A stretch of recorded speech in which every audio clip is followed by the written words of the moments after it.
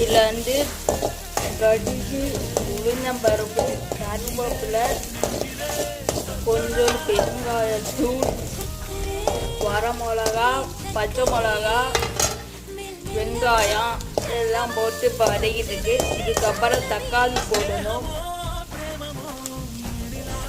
தக்காளி வந்து போடணும்.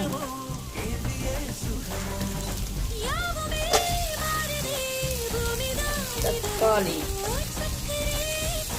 போட்டு அதையும் நல்லா வதக்கணும்.